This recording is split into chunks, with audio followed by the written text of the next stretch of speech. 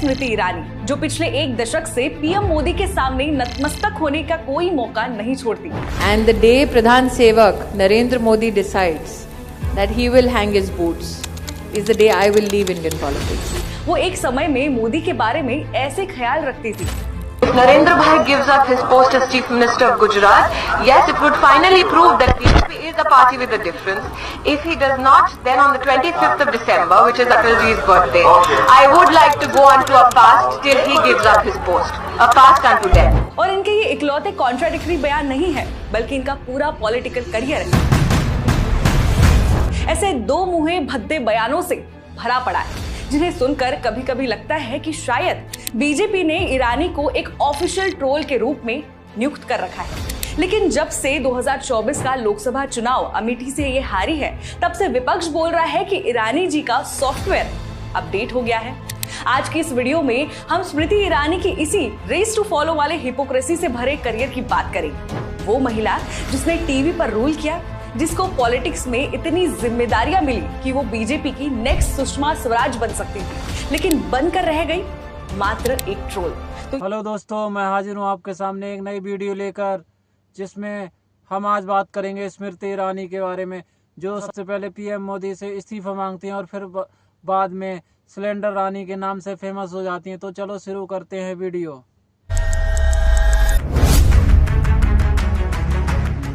स्मृति ईरानी का जन्म 23 मार्च 1976 को दिल्ली में हुआ। पंजाबी बंगाली मिक्स फैमिली में पली बढ़ी। स्मृति ने स्कूलिंग दिल्ली के होली चाइल्ड स्कूल से की। 1998 में फेमिना मिस इंडिया में फाइनलिस्ट भी रही, लेकिन मॉडलिंग में उन्हें ज्यादा कामयाबी नहीं मिली।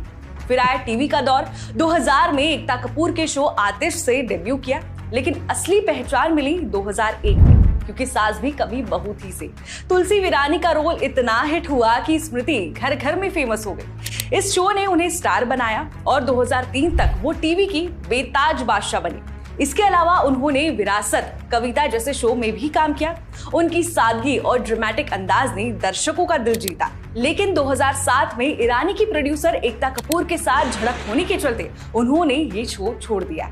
हालांकि एक साल बाद वो फिर से इस शो में आई, लेकिन तब तक इस शो का चार्म खत्म हो चुका था। 2008 में ये शो बंद हो गया।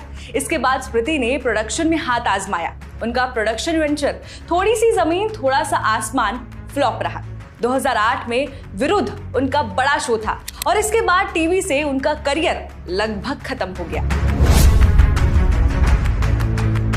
टीवी पर करियर खत्म होने के बाद Smriti Irani full time politician बन गई।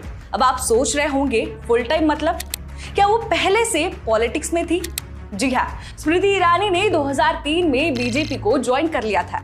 बताया जाता है कि बीजेपी के साथ उनका एक डीप आइडियोलॉजिकल कनेक्शन था। उनकी फैमिली 3 जनरेशन से आरएसएस की विचारधाराओं को फॉलो करती थी। उनके ग्रैंडफादर स्वयं सेवक थे और मम्मी बीजेपी की बूथ एक्टिविस्ट थी।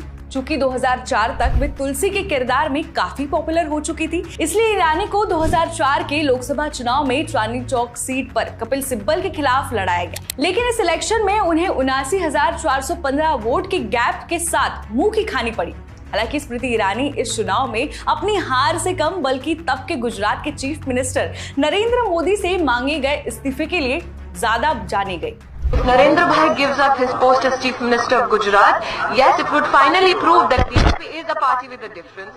If he does not, then on the 25th of December, which is Atalji's birthday, I would like to go on to a fast till he gives up his post. A fast unto death. उनके इस बयान के बाद उनको BJP की आला कमान से काफी सुनना पड़ा। वैसे उनके इस बयान पर नरेंद्र मोदी ने ये रिप्लाई किया था, आकर के और कुछ नहीं, सिर्फ हिंदुस्तान के राज्यों के नाम बोल दें बिना कागज दी, और मैं दावे से कहता हूं हिंदुस्तान का 3री कक्षा का बच्चा तो हिंदुस्तान के राज्यों का नाम बोल पाएगा, लेकिन ये नहीं बोल पाएगी। हम ये जानना चाहते हैं स्मृति, आपकी जो रुचि है और आपका जो ज्ञान है वो बीजेपी के बारे में कितना है? आप पहले हम ये शुरू करते हैं, आप यहां से बताइए कि how many states are there in India? I wouldn't know, sir. You wouldn't know. BJP के कितने स्टेट्स में सरकार है फिलहाल मैंने जहाँ देखी है 3 हैं इन स्टेट्स में, बाकी आई डोंट। बाकी आप नहीं जानते हैं। बहरहाल 7 स्टेट। खैर, उनकी हाउस होल्ड पॉपुलैरिटी को देखते हुए उन्हें महाराष्ट्र यूथ विंग का उपाध्यक्ष बना दिया गया। 2008 में फुल टाइम पॉलिटिशियन बनने के बाद 2010 में वो बीजेपी की नेशनल सेक्रेटरी बनी। साथ ही उसी साल उन्हें 24 जून 2010 को बीजेपी महिला मोर्चा का नेशनल प्रेसिडेंट भी बनाया गया। 2011 में आखिरकार उन्हें गुजरात से राज्यसभा सीट भी मिल गई। यानी 2004 में जहां नरेंद्र मोदी का इस्तीफा मांगा जा रहा था, अब ईरानी उनके करीबी सर्कल में शुमार हो चुकी थी। इसके बाद 2014 के लोकसभा चुनाव में ईरानी अमेठी से राहुल गांधी के खिलाफ लड़ी। उस समय एंटी कांग्रेस माहौल होने के बावजूद ईरानी को 1,07,923 वोटों से हार झेलनी पड़ी। हालांकि बीजेपी ये चुनाव जीत गई, लेकिन स्मृति ईरानी की करारी हार के बावजूद पीएम मोदी उन्हें अपनी कैबिनेट में शामिल कर लेते हैं और मात्र 38 साल की उम्र में वे मानव संसाधन विकास यानी HRD की मिनिस्टर बन जाती है, जो उस वक्त की सबसे कम उम्र की कैबिनेट मिनिस्टर थी। लेकिन उनके इस डिसीजन से विपक्ष के साथ साथ बीजेपी के अपने लोग भी शॉक्ड हो गए, क्योंकि बीजेपी में पहले से कई सीनियर्स फीमेल लीडर्स थी जो ईरानी से ज्यादा एक्सपीरियंस और काबिलियत रखती थी। लेकिन जो कारनामा आगे ईरानी करती है उसे देखकर पता चलता है कि आखिर क्यों बीजेपी ने उन्हें मिनिस्टर बनाया था। 2014 में सरकार बनने के बाद से ही बीजेपी अपने सारे रिसोर्सेज कांग्रेस और गांधी फैमिली को डिफेम करने और गालियां देने में खर्च करना शुरू कर देती है और स्मृति ईरानी उनकी इस ट्रोल आर्मी की स्वघोषित लीडर बन जाती है। जितनी भद्दी भाषा का वो उपयोग एक महिला होने के बावजूद सोनिया गांधी और प्रियंका गांधी के लिए करती है, वो शर्मनाक थी। राहुल गांधी के खिलाफ भी उन्होंने कई उटपटांग बयान दिए। उनके इन बयानों को देखकर लगता है कि शायद इसी वजह से स्मृति ईरानी को मिनिस्टर बनाया गया। आइए उनके कुछ बयानों पर नजर डालते हैं। सबसे पहले बात करते हैं 2023 में हुए फ्लाइंग किस विवाद की। स्मृति जी ने आरोप लगाया कि संसद के बाहर राहुल गांधी ने वहां मौजूद बीजेपी की सांसदों को फ्लाइंग किस दिया, जो अपमानजनक है। इसके लिए उन्होंने संसद में खूब शोर शराबा भी किया। उन्होंने जाते जाते एक अभद्र यहाँ पर लक्षण के दर्शन दिए। It is only a misogynistic man who can give a flying kiss to a parliament with seats female members of parliament. ऐसी गरिमा विहीन आचरण को इस देश के सदन में कभी नहीं देखा गया।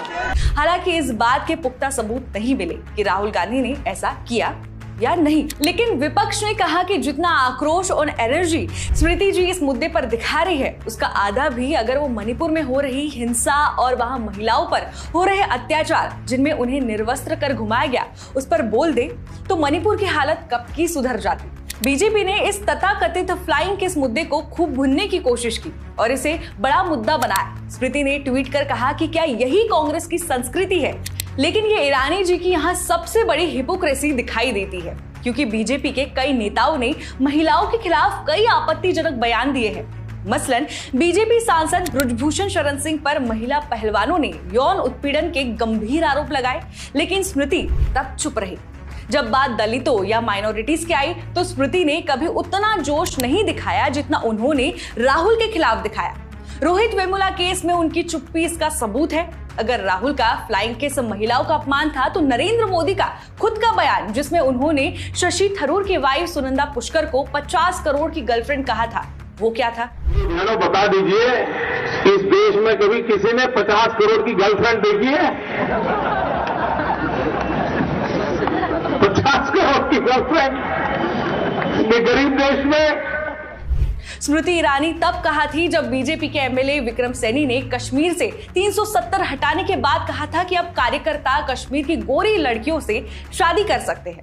शादी वहां करो ना कश्मीरी गोरी लड़की से, कार्यकर्ता बहुत उत्सुक है। ये वही थी जिन्होंने प्रियंका गांधी के सीए प्रोटेस्ट में मारे गए लोगों के घर जाकर सांत्वना देने पर तंज कसा था कि प्रियंका गांधी वहां जाकर गा रही होगी, कोई पत्थर से ना मारे मेरे दीवानों को। प्रियंका बहन जी ऐसे लोगों के घरों में घूम रही है और कहती फिर रही है कोई पत्थर से ना मारे मेरे दीवाने को। जब पहलगाम में अटैक तलाक हुआ तब बीजेपी के राज्यसभा एमपी रामचंद्र जंगड़ा ने पतियों को खोने वाली महिलाओं को कहा था कि उनमें वीरांगनाओं वाला खून नहीं था। वीरांगना का भाव नहीं था, जोश नहीं था, जज्बा नहीं था, दिल नहीं था, इसलिए हाथ जोड़ के गोली का शिकार हो। ये चंद बीजेपी लीडर्स नहीं है, बल्कि बीजेपी के ज्यादातर नेताओं के मुंह से महिलाओं के खिलाफ आपत्तिजनक बातें सुनने को मिल जाएगी। अब जब स्मृति ईरानी तब नहीं बोलती तो राहुल गांधी के फ्लाइंग किस पर जो कंफर्म भी नहीं था, इतना बवाल क्यों? इसके अलावा स्मृति ईरानी अपने ट्वीट्स में कांग्रेस को पाकिस्तानी और मुस्लिम लीग की विचारधारा रखने वाली बताती है। कई बार कहा कि कांग्रेस के मैनिफेस्टो में मुस्लिम लीग की छाप मिलती है, लेकिन ये आरोप लगाते हुए स्मृति ईरानी भूल जाती है कि खुद हिंदू महासभा यानी बीजेपी की पैतृक पार्टी, जिनकी पूरी पॉलिटिक्स मुसलमानों के खिलाफ थी, ने 1937 के प्रांतीय चुनाव में मुस्लिम लीग के साथ सिंध और नॉर्थ वेस्ट फ्रंटियर प्रोविंसेस में गठबंधन किया था ताकि कांग्रेस को सत्ता से बाहर रखा जा सके। इवन खुद जनसंघ के संस्थापक श्यामा प्रसाद मुखर्जी बंगाल में 1941 में फजलुल हक की कृषक प्रजा पार्टी और मुस्लिम लीग के सामर्थ्य मंत्रालय में वित्त मंत्री थे ताकि कांग्रेस के इम्पैक्ट को कम किया जा सके। 2015 में तो बीजेपी, जो दिन रात महबूबा मुफ्ती को गालियां देती नहीं थकती थी, उन पार्टी पीडीपी के साथ मिलकर कश्मीर में 3 साल सरकार चलाई। कुल मिलाकर स्मृति ईरानी जो कांग्रेस और गांधी परिवार पर मुस्लिम लीग और पाकिस्तान जैसी टिप्पणियां करती है, वो एक बार बीजेपी का इतिहास ही उठाकर देख लेती तो ये फिजूल खर्ची करने की जरूरत नहीं पड़ती। स्मृति ईरानी बार बार राहुल गांधी की बौद्धिक क्षमता पर सवाल उठाती है। जैसे 2021 में राहुल की आर्थिक समझ पर सवाल किया गया था कि पढ़ते वो नहीं है, सवाल आप मुझसे कर रहे हैं। नहीं, शायद उनको, वही तो मैं कह रही हूँ, शब्दों का फेर उनको समझ नहीं आता। प्रेस कॉन्फ्रेंस वित्त मंत्री की वो देखते नहीं, सुबह का अखबार वो पढ़ते नहीं, सोशल मीडिया पे जो तथ्य हैं वो उनकी जानकारी में नहीं है। अब पढ़ लिख वो नहीं रहे और आप प्रश्न मुझसे कर रहे हैं।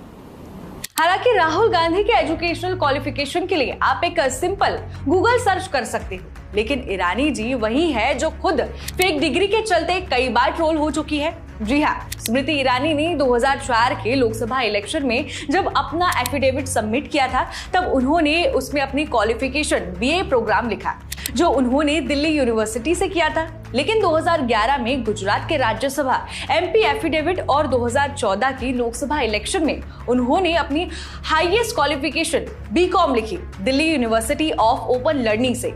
इस पर 2015 में जर्नलिस्ट अहमर खान ने एक केस फाइल किया, लेकिन जब कोर्ट ने दिल्ली यूनिवर्सिटी से उनके डॉक्यूमेंट्स मांगे तो यूनिवर्सिटी ने कहा कि इतने साल पुरानी बात है, अब फिजिकल डॉक्यूमेंट्स प्रोवाइड करना पॉसिबल नहीं है और सबूतों के अभाव में ये केस बंद हो जाता है। इवन 18 अक्टूबर 2016 को दिल्ली की अदालत बयान देती है कि स्मृति ईरानी को फर्जी डिग्री मामले में तलब नहीं किया जाएगा, क्योंकि उनकी कॉलेज डिग्री पर सवाल उठाने वाली याचिका उन्हें परेशान करने के लिए की गई थी। बाद में ईरानी जी क्लेम करती है कि उन्होंने Delhi university school of open learning से बीकॉम की थी, लेकिन फर्स्ट ईयर के बाद उन्होंने आगे कंटिन्यू नहीं किया। इवन वो ये भी कहती है उन्होंने येल यूनिवर्सिटी से डिग्री ली थी। You know, Rahul, in that kitty of mine where people call me unpad, I do have a degree from Yale as well, which I can bring out and show how Yale celebrated my leadership capacity. लेकिन बाद में मालूम चला कि उन्होंने सिर्फ 7 दिन का लीडरशिप कोर्स किया था, जो बाकी 80 सांसदों ने भी किया था। अब ऐसी ऊटपटांग बातें करेंगी तभी तो बीजेपी में बनी रहेंगी। यही तो क्राइटेरिया है बीजेपी में बने रहने का। ईरानी जी का कार्यकाल कुछ ऐसा ही था। 2014 में एचआरडी मिनिस्टर में आते ही उन्होंने दिल्ली यूनिवर्सिटी में ग्रेजुएशन प्रोग्राम को 4 साल का कर दिया था, जो बाद में बैकफायर हुआ और उसको वापस फिर से 3 साल का करना पड़ा। इसके अलावा दिसंबर 2014 में आईआईटी दिल्ली के निदेशक आर.के. शेवगांवकर ने अपने कार्यकाल के 2 साल पहले ही रिटायरमेंट ले लिया था। आरोप लगते हैं कि उनके डिपार्टमेंट में स्मृति ईरानी बिना मतलब के टेक्निकल चीजों में इंटरफेयर करती थी। इवन उन पर यह भी आरोप लगा है कि उन्होंने शेवगांवकर पर आईआईटी प्रोफेसर रहे सुब्रमण्यम स्वामी के बकाया 70 लाख का वेतन रिलीज करने का दबाव बनाया था। इसके अलावा न्यूक्लियर साइंटिस्ट अनिल काकोदकर ने आईआईटी बॉम्बे के बोर्ड अध्यक्ष पद से इस्तीफा दे दिया। उनके इस्तीफे के पीछे भी ईरानी की मिनिस्ट्री का हाथ बताया जाता है, जिनमें एचआरडी मिनिस्टर आईआईटी डायरेक्टर्स के सिलेक्शन प्रोसेस में इंटरफेयर कर रही थी। इवन ईरानी जी के खुद के मंत्रालय के कई ऑफिसर ने अपना मंत्रालय बदल लिया क्योंकि ईरानी का काम करने का तरीका सही नहीं था। इनमें एक फीमेल IAS ऑफिसर ने ट्रांसफर मांगा क्योंकि उन्हें सिर्फ इसके लिए पब्लिकली ह्यूमिलिएट किया गया क्योंकि उन्होंने मंत्रालय में दूसरा रूम मांग लिया था। एक महिला अधिकारी पर फाइल फेंकने के चलते रेजिग्नेशन की बात भी सामने आई थी। इतना ही नहीं, स्मृति ईरानी की HRD मिनिस्टर ने IIT मद्रास में होने वाले डिबेट्स पर प्रतिबंध लगा दिया था। आरोप लगाया जाता है कि कॉलेज को मिलिट्री की तरफ से एक गुमनाम लेटर आता है जो इस बात पर आपत्ति खड़ी करता है कि कॉलेज PM मोदी की आलोचना करने वाली आंबेडकर पेरियार जैसे ग्रुप को मंच क्यों मुहैया करा रहा है। उनके इसी लेटर के बाद आंबेडकर पेरियार ग्रुप को IIT मद्रास से बैन कर दिया गया। HRD मिनिस्ट्री में रहते ईरानी पर सबसे गंभीर आरोप यह है कि दलित छात्र रोहित वेमुला के सुसाइड के पीछे स्मृति ईरानी के मंत्रालय का बड़ा रोल था। दरअसल रोहित हैदराबाद यूनिवर्सिटी में एक दलित स्कॉलर थे जिन्होंने यूनिवर्सिटी प्रशासन और ABVP बीजेपी की स्टूडेंट विंग पर उत्पीड़न का आरोप लगाया था। इसके बाद कहा जाता है कि स्मृति के मंत्रालय ने यूनिवर्सिटी को लेटर लिखकर उन पर कार्रवाई करने को कहा था, जिसके बाद रोहित को हॉस्टल से सस्पेंड कर दिया गया था। उनकी आत्महत्या के बाद देश भर में प्रोटेस्ट हुए। हालांकि स्मृति ने कहा कि रोहित की मौत को जाति का मुद्दा बनाया जा रहा है। वो सिर्फ यूनिवर्सिटी की शिकायत पर एक्शन ले रही थी, लेकिन ये जवाब किसी को कन्विंस नहीं कर सका और इस केस ने उनकी इमेज को भारी नुकसान पहुंचाया। कहीं ना कहीं इस केस की वजह से उन्हें 2016 में HRD मिनिस्ट्री से हटाकर टेक्सटाइल मिनिस्ट्री दे दी गई। फिर 2019 में उन्हें अमेठी से राहुल गांधी के खिलाफ चुनाव लड़ा और उन्हें 55,120 वोटों से हराया। ये उनकी बड़ी पॉलिटिकल जीत थी। इसके बाद उन्हें महिला एवं बाल विकास मंत्रालय मिला, लेकिन वहां अपना लोहा मनवाने के बजाय उनके मुंह से कांग्रेस, राहुल और प्रियंका गांधी के खिलाफ उलूल जुलूल टिप्पणियां ही निकलती रही।